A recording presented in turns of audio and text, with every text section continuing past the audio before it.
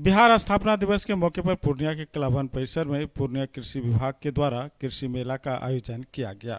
इसमें कई उपकरणों की प्रदर्शनी भी लगाई गई और किसानों ने किफायती दरों पर खरीदारी भी की। इस मौके पर कुछ लोगों के साथ प्रश्नोत्तरी कार्यक्रम भी रखा गया और जिन्होंने भी बेहतर जवाब दिया उन्हें पुरस्कार के रूप में एक आम का पौधा प्रदान किया गया ताकि वे उस पौधे को लगाकर समाज को वृक्षारोपण के प्रति जागृति पैदा कर सके।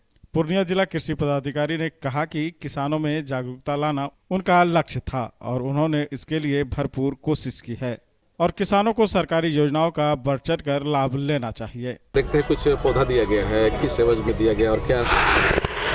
एक्चुअली एक तरफा अगर कोई भी चीज़ होता है तो वो मोनोटोनस हो जाता है, तो किसानों के साथ हमारे वैज्ञानिकों ने बहुत सारे क्वेश्चंस कुछ किए और क्वेश्चन जो किए और कुछ जो जवाब दिए उस आधार पर उन्हें प्रोत्साहन के रूप में ये आम के पौधे दिए गए। तो ये कार्यक्रम भी थोड़ी देर के लिए रखा गया था। तो सर कितने लोगों को दिया गया? ये करीब हम समझते हैं कि 15-20 किसानों को दिया गया, जिन लोगों ने संतोषजनक जवाब दिया। क्या सवाल किया गया और क्या जवाब दिया आपने? जो नमस्ते, हमारे से पूछा गया था कि जो धान में हल्दिया रोग लगता है उसको क्या बोलते हैं और वो कैसे फैलता है। तो उसका जवाब ये था कि उसको फॉल्स स्मट बोलते हैं और वो जो है हवा के थ्रू या फिर अगर गलती से भी आपका हाथ लग जाए, जिस खेत में वो आ चुका है हल्दिया रोग, और आपके हाथ के थ्रू वो दूसरे खेत में अगर वो चला जाए तो इस माध्यम से वो फैलता रहता है। तो ये मेरा जवाब था। तो उसका बचाव के भी उसका बचाव ये है, हाँ, बचाव के बारे में भी पूछा गया। तो उसका बचाव ये है कि आपको जो है प्रिवेंटिव स्प्रेइंग करना ज़रूरी है। अगर आप प्रिवेंटिव यानी कि बीमारी आने से पहले अगर आप स्प्रे कर देते हैं तो आपकी फसल बच जाएगी, लेकिन अगर एक बार बीमारी आ गई तो फिर ये बहुत मुश्किल है फसल को बचाना। ये कोरोना के जैसे कोरोना फैलता है ना, उसी माध्यम से ये फैलता है। अच्छा, कई बार ये भी सवाल आता है कि बहुत ज़्यादा दवाई का स्प्रे करना, वैसे खाद्य फसलों में जिसको खाते हैं हम लोग, ये स्वास्थ्य के लिए ठीक नहीं है।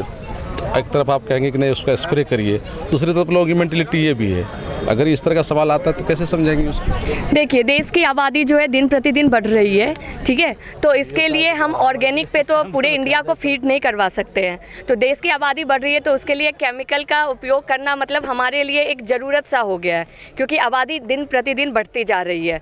तो इसके लिए आप ऐसे अच्छी दवाओं का इस्तेमाल कीजिए जिसका जो है मिनिमम रेसिडुअल इफेक्ट मतलब आपके फसल में पाया जाता हो। जैसे कुछ किसान भाई क्या करते हैं, सस्ता के चक्कर में ऐसी दवाइयाँ लेके आ जाते हैं और अपने फसल में स्प्रे कर देते हैं, जिसका रेसिडुअल इफेक्ट जो है लंबे समय तक उनके फसल में रहता है, जिसकी वजह से हम अपनी फसल का आगे भी एक्सपोर्ट नहीं कर पा रहे हैं। तो आप कोशिश कीजिए कि आप अच्छे क्वांटिटी दवा इस्तेमाल कीजिए जो अच्छी क्वालिटी का हो, ताकि जिसका जो प्रभाव है फसल पे भी ना पड़े। और अगर फसल पे प्रभाव मतलब बुरा प्रभाव, एक बोलते हैं ना कि जो अगर इंसान खाए उस फसल को तो इंसान पे वो उस दवा का असर ना पड़े, यानी कि वो फायदेमंद हो ये लोग। हाँ, तो लोगों को तो ये समझाना पड़ेगा। इसके लिए कुछ अच्छे टेक्निकल आते हैं, अगर उन टेक्निकल का आप इस्तेमाल करते हैं तो उनका जो है जब तक फसल पकेगा उस दवा का असर तभी तक फसल पे रहेगा, उसके बाद नहीं रहेगा। तो ये जो बातें आपने बताई, आपको लगता है कि जनरल लोगों में ये जानकारी है? एक्चुअली किसान हमारे भोले होते हैं, वो जब दुकान पे जाते हैं परचेज़ करने के लिए तो उनको दुकानदार सस्ता समझा के उनसे ले लेता है, जिसमें मार्जिन ज़्यादा होता है। तो वो बोलता है कि भैया आप ये दवा लेके जाओ, ये आपके लिए सही रहेगा। क्यों? क्योंकि उसको उस दवा में मार्जिन ज़्यादा मिल रहा होता है, और जो महंगा दवा होता है, ठीक है, उसमें मार्जिन जो दुकानदारों को है बहुत कम मिलता है, लेकिन वो किसानों को बहला फुसला के जो है सस्ती दवा दे देता है क्योंकि उस पर उसको अच्छा मार्जिन मिलता है। क्या वजह है जो कृषि विभाग के अधिकारी कर्मचारी है वो किसानों को नहीं समझा पाते हैं और एक दुकानदार किसानों को समझा के अपनी दवाई बेच देता है? एक तरह से तो हम माने कि जो कृषि विभाग के अधिकारी हैं वो अपने कार्य में कहीं ना कहीं तो फेल हो रहे हैं। नहीं, कृषि विभाग के कोई भी अधिकारी अपने कार्य में फेल नहीं हो पा रहे हैं। एक्चुअली आजकल के किसान भाई भी जो है ना थोड़ा सा अपना बुद्धि ज़्यादा लगाने लगे हैं। वो ये भी सोचते हैं कि कैसे हम सामने वाले को मतलब चलो ठीक है, अगर हमें यहाँ पे किसान दुकानदार बोलता है कि चलो हम तुम्हें उधारी दे देते हैं, तुम पैसे बाद में दे देना, ठीक है। तो वो इस चक्कर में फंस जाते हैं और जो उनको वो देता है वो लेके वो चले जाते हैं। उनको तो समझाना पड़ेगा ना। तो ये तो हमें आपको समझने की ज़रूरत है। आदित्य एंटरप्राइजेज का काजरिया टाइल्स एवं केरोविट सैनिटरी आइटम का एक्सक्लूसिव शोरूम अब एक ही छत के नीचे NH31 मरंगा पूर्णिया में। यहाँ लेटेस्ट डिजाइन के टाइल्स, मार्बल्स उपलब्ध हैं, जैसे floor tiles, wall tiles, double charge verified tiles, bathroom kitchen tiles की पूरी रेंज।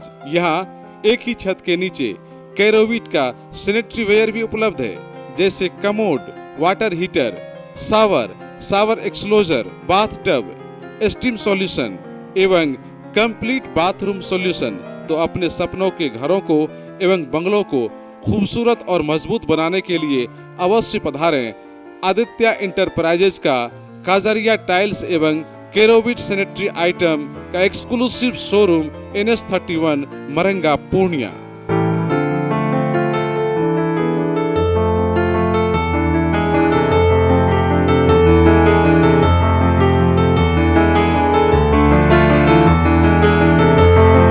फर्स्ट क्राई कंपनी का एक्सक्लूसिव शोरूम अब पूर्णिया के जिला school road near BlackBerry showroom के पास, जहां आपको मिलेगा एक ही छत के नीचे 0 से 6 वर्ष तक के बच्चे बच्चियों के लिए सभी तरह के मजबूत, भरोसेमंद एवं किफायती आइटम, जैसे तमाम तरह के कपड़े, खिलौने, पढ़ाई की सामग्रियां, फुटवियर के साथ साथ लेटेस्ट सभी तरह के आइटम, वो भी आपकी भरोसेमंद कंपनी फर्स्ट क्राई का।